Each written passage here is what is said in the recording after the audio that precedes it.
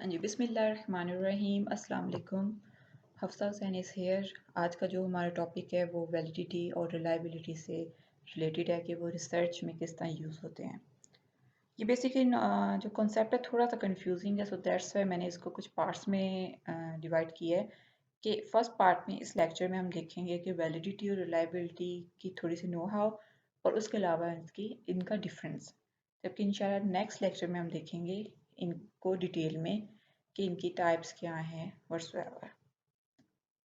आपने क्या करना है जी, आपने सबसे पहले काइंडली चैनल को सब्सक्राइब करना है, बेल आइकॉन बटन प्रेस कर लिया करें और इस वीडियो को आपने प्रॉपरली वॉच करना है कम्प्लीटली। उसके बाद जो आपकी क्वेरी हुआ करे ना, you are most welcome to ask me through email या फिर कमेंट सेक्शन में भी आप कह सकते हैं। सो हम स्टार्ट करते हैं। Now what is reliability and what is validity in research. अच्छा जी, इन चीज़ों को समझने से पहले ना बेहतर होगा कि आप ना थोड़ा सा हम इसको डिस्कस करते हैं आउट ऑफ रिसर्च के पर्सपेक्टिव से, एक एग्जांपल के थ्रू। अब एग्जांपल क्या है जी? एग्जांपल, आप एक सिनेरियो देखें। आप देखें कि आप कपड़ा लेने जाते हैं थोक की दुकान से। आपने कपड़ा लेना होता है, तो क्या आपका मेजरिंग टूल होगा? आपका टूल वो मेजरिंग स्टिक होगी और आप कहेंगे जी मुझे इतने गज कपड़ा चाहिए, इतना दे दें, ठीक है? वो क्या हो गया? आपका एक मेजरिंग टूल, आपके कपड़े से रिलेटेड। इसी तरह दूध वाला आता है आपके घर दूध देने, तो एक जग जो भी उसका इंस्ट्रूमेंट होता है उसके थ्रू वो आपको दूध देता है। तो डेली अगर आप 1 kg ले रहे हो तो आपको पता है ये 1 kg ही होगा। तो ये क्या है जी? वो जो मेजरिंग जग है वो क्या है जी? वो दूध का मेजरिंग टूल है।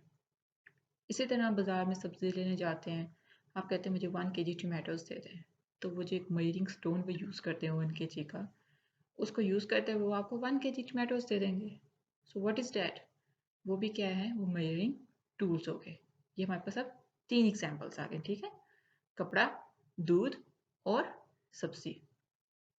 अब होता क्या है? अब होता यह है कि इस एग्जाम्पल में आप दो चीज़ें नोट करें। एक, क्या चीज़ है? एक चीज़ तो है जी, कोई मेजरिंग चीज़ होगी, नंबर एक। और नंबर दो चीज़ क्या है कि वो रिलेटेड टू ऑब्जेक्ट होगी। यानी कि अगर दूध है तो दूध को आपने मेजरिंग रॉड के थ्रू नहीं लेना, आपने मेजरिंग जग के थ्रू लेना है। या कपड़ा जो है वो आपने मेजरिंग जग के थ्रू नहीं लेना या मेजरिंग स्टोन के थ्रू नहीं लेना, आपने मेजरिंग रॉड के थ्रू लेना है। ये नहीं आप कह सकते कि यार मुझे इतने लीटर कपड़ा दे दें, ऐसे कह सकते हैं? बिल्कुल भी नहीं। या आप ये भी नहीं कह सकते कि मुझे इतने गज दूध लेना है, कह सकते हैं? बिल्कुल भी नहीं।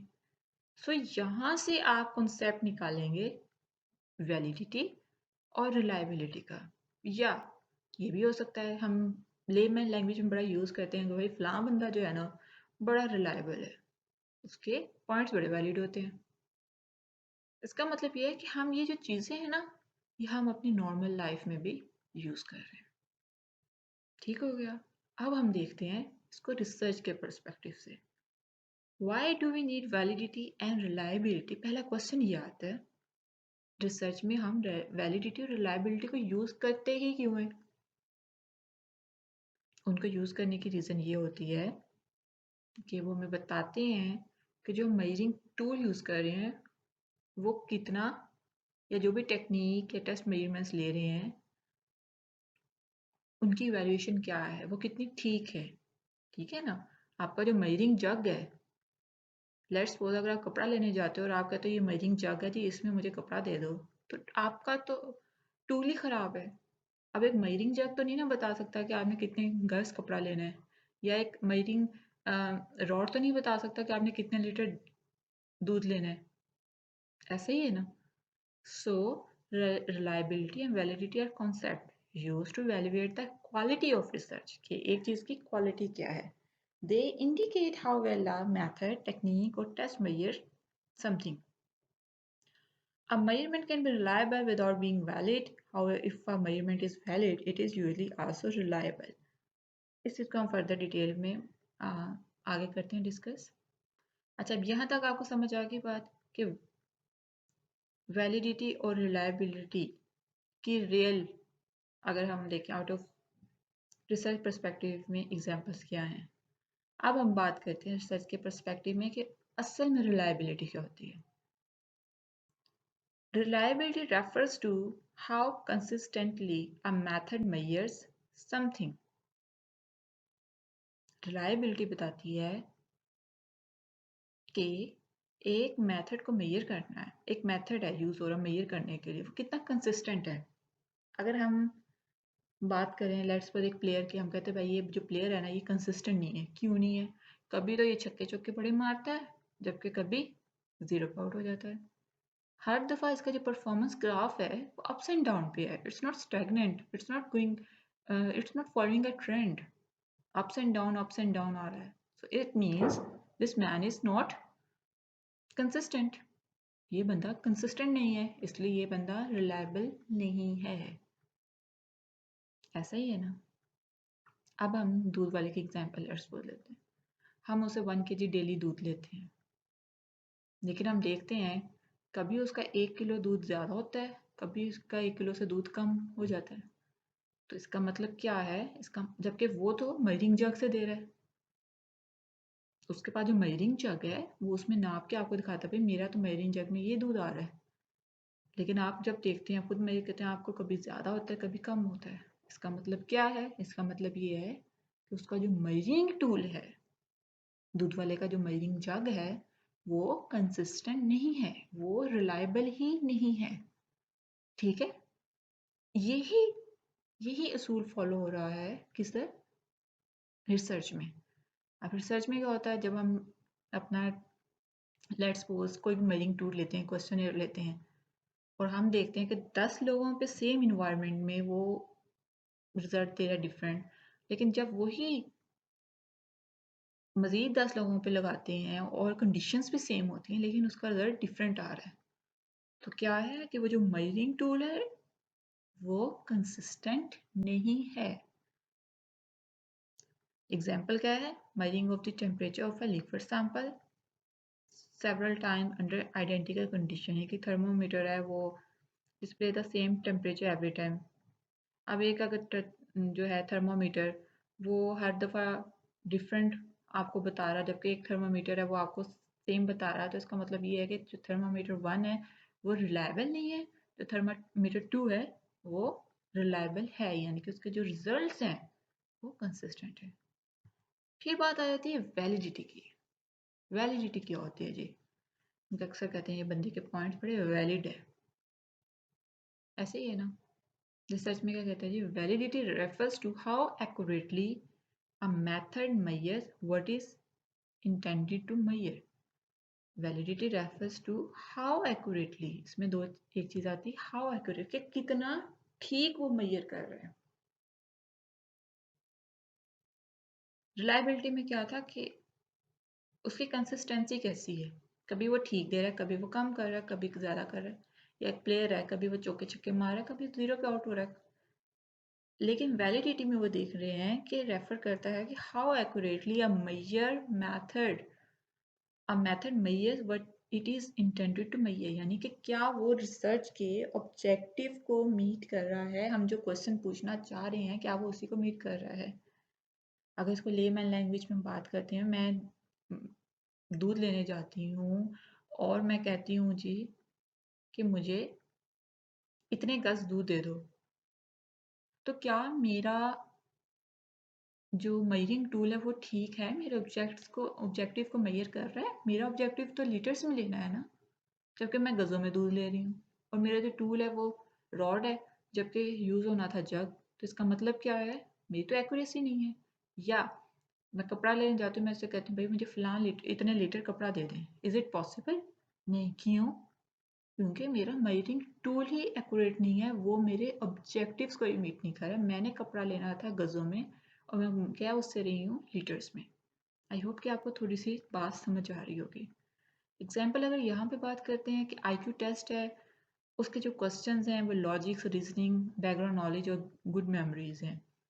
तो ये क्वेश्चंस अप्रोप्रिएट होते हैं जो आपकी इंटेलिजेंस को मेजर करते हैं। लेकिन अगर हम उससे क्वेश्चन इन चीज़ों से हट के पूछेंगे तो डेफिनेटली वो ऑब्जेक्टिव्स को मीट नहीं कर रहे, तो वो these are not IQ test. ठीक है। High reliability is one indicator that a measurement is valid. If a method is not reliable, its probably is not valid. कि एक हाई रिलायबिलिटी सिर्फ एक इंडिकेटर है कि जो मेजर करता है वैलिड कि पॉइंट जो मेजरमेंट वैलिड है, यानी कि अगर मेरा क्वेश्चन मैं ले रही हूँ और उसमें मैंने आईक्यू टेस्ट लो अपने स्टूडेंट का चेक करना है, तो मेरे जो क्वेश्चंस हैं वो रिगार्डिंग टू किससे होने चाहिए, लॉजिक से, रीजनिंग से या बैकग्राउंड नॉलेज से होने चाहिए, ना कि उससे हट के होने चाहिए। ठीक है। If a method is not reliable, it probably is not valid. Sorry, मेरी शायद ये थोड़ी सी प्रोनाउंसिएशन ठीक नहीं है, लेकिन इग्नोर, आपको मतलब समझ आना चाहिए, is not valid. If the thermometer shows different temperature each time, even though you have carefully controlled conditions to ensure the sample temperature stays the same, the thermometer is probably malfunctioning. It's malfunctioning, and therefore its measurements are not valid. ठीक है। Validity की आपको बात समझ आ गई। Reliability क्या है जी? Reliability बताती है जी कंसिस्टेंसी। हर दफ़ा मैं एक काम करूंगी ना, मुझे रिजल्ट्स पता है कि यही आएंगे, लेकिन वैलिडिटी बताएगी रिजल्ट हर सिचुएशन में डिफरेंट आ रहे हैं। यानी कि मैं एक बंदे पे अप्लाई करती हूँ, मतलब मेरे जो वैलिडिटी क्या बताती है कि एक्यूरेट मेथड है भी या नहीं है, यानी कि मेरे ऑब्जेक्टिव्स को मीट कर भी रहा है या नहीं कर रहा। ठीक है। So this is the example of validity. अब आ जाते हैं जी हम डिफरेंस पे। डिफरेंस क्या है जो हमारा मेन है कंसर्न। वैलिडिटी बताता है जी एक्यूरेसी ऑफ द मेजरमेंट, कि मेजरमेंट कितनी ठीक है, ऑब्जेक्टिव्स को मीट कर रही है या नहीं कर रही है। ठीक है। जबकि रिलायबिलिटी बताती है consistency. Validity has more analysis and is harder to achieve. Validity के एनालिसिस ज़्यादा होते हैं और थोड़े से अचीव करना डिफिकल्ट होता है। इसको आप इसलिए समझ लें कि इसलिए होता है क्योंकि इसमें बात हम ऑब्जेक्टिव्स की कर रहे होते हैं। हमें जब तक अपने ऑब्जेक्टिव समझ नहीं आते ना, तो हम तब तक वैलिडिटी सही तरह परफॉर्म नहीं कर सकते। आप समझ लेंगे हमें इससे पहले जो रिसर्च वर्क है वो बड़ा अच्छा करना पड़ता है।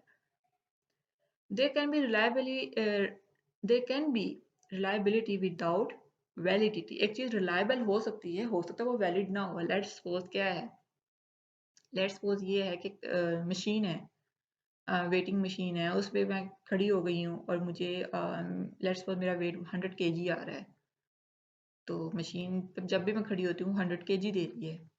ठीक है। तो इट मीन कि मशीन क्या है, रिलायबल है कि क्योंकि ये कंसिस्टेंट रिजल्ट दे रही है। लेकिन अगर लेट्स सपोज इसके ऊपर मैं कोई स्टोन रख दूं जो इक्वलेंट टू 1 kg 100 kg हो, तो मशीन तो अभी भी ठीक रिजल्ट दे रही है। लेकिन इसका क्या मतलब है कि ये वैलिड नहीं है। ठीक है। सो यहाँ से आपको एग्जांपल समझ आई कि मयरिंग, वो मशीन तो मेजर करने के लिए थी ह्यूमन बॉडी को, और हम यूज कर रहे हैं उस पर स्टोन्स, तो वो उसके ऑब्जेक्टिव से हट गई है। रिजल्ट वो दे रही है, रिलायबल वो है, but it's not valid. Even if अगर हम वैलिडिटी में बात करते हैं, even if validity of an poor, even if validity is poor for a certain test, अगर कोई टेस्ट करते हैं उसकी जो वैलिडिटी है पुअर आ जाए, it can have high reliability for other test, लेकिन वो दूसरे टेस्ट के लिए हाई हो सकती है। When reliability is poor, validity में आल्सो बी पुअर। अब वैलिडिटी में ये क्या होता है कि अगर एक टेस्ट के लिए पुअर आ रही है ना, तो वो दूसरे टेस्ट पे नहीं डिपेंड कर रही होती। हो सकता है दूसरे टेस्ट के लिए अच्छी आ रही हो, लेकिन जो रिलायबिलिटी है ना, वो डिपेंडेंट होती है। Thus, usefulness of a test are negligible. If the results are not valid, the test is of no use at all. अगर एक चीज़ के रिजल्ट ही नहीं वैलिड, तो इसका मतलब ये है कि वो बिल्कुल ही किसी मकसद उसका, जब एक चीज़ ऑब्जेक्टिव्स का, आप यहाँ से समझे ना, ऑब्जेक्टिव्स को मीट ही नहीं कर रही। मैं रिसर्च कर रही हूँ इकोनॉमिक डेवलपमेंट पर, जबकि मेरे जो मेरी जो वैलिडिटी, ये जो भी मेरे ऑब्जेक्टिव्स मीट नहीं हो रहे लेकिन मैं दूसरी डायरेक्शन वर्क प्लेस इन्वायरमेंट पे जा रही हूँ तो डेफिनेटली अब जो मर्जी मेरे रिजल्ट्स आ जाएं मेरी रिसर्च वैलिड नहीं है क्योंकि वो ऑब्जेक्टिव्स को मीट ही नहीं कर रहे। जबकि रिलायबिलिटी में क्या है, if the result can not be replicated the test is of little use. कि अगर लेट्स सपोज रिजल्ट जो है रिलायबल नहीं है लेकिन फिर भी वो टेस्ट थोड़े बहुत यूज में आ सकता है, उसका हम डिफरेंट डायमेंशंस में ले सकते हैं। Validity can relate to question of does it measure what it is supposed to measure। जैसे मैंने एग्जांपल पहले बताई कि let's suppose I am going to conduct the research on economic development और मैं चाह रही हूँ वर्क प्लेस इन्वायरमेंट पे, तो डेफिनेटली मैं अपने क्वेश्चन से तो अपने ऑब्जेक्टिव से तो हट गई। But on the other hand इसका जो क्वेश्चन है how representative is the measurement, कि जो मेजरमेंट कर रहे हैं वो कितनी को रिप्रेजेंटेटिव है, तो उसका आंसर है can the result obtain be replicated if the test is repeated. कि क्या रिजल्ट्स को हम दोबारा दोबारा अगर करें तो क्या वही हमारे पास रिजल्ट्स आ रहे हैं या नहीं आ रहे।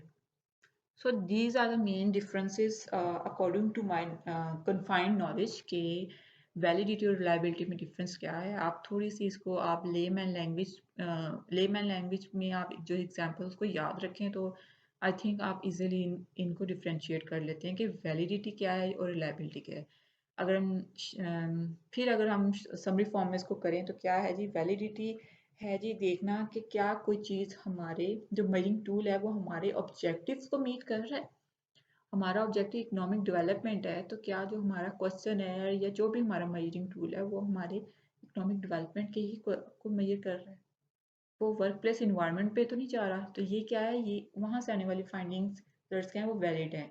जबकि रिलायबिलिटी क्या है कि मैं लेट्स सपोज क्वेश्चन 10 लोगों में डिस्ट्रीब्यूट करती हूँ और 10 के बाद जो रिजल्ट आता है फिर कंट्रोल इन्वायरमेंट में फिर मज़ीद 10 लोगों से लेती हूँ लेकिन मेरा या दोबारा उन्हीं 10 लोगों से लूँ तो मेरा रिजल्ट जो है वो डिफरेंट आ जाए, तो ये क्या है जी, ये है कि मेरी जो रिसर्च है रिलायबल नहीं है, मेरा जो टूल है वो रिलायबल नहीं है।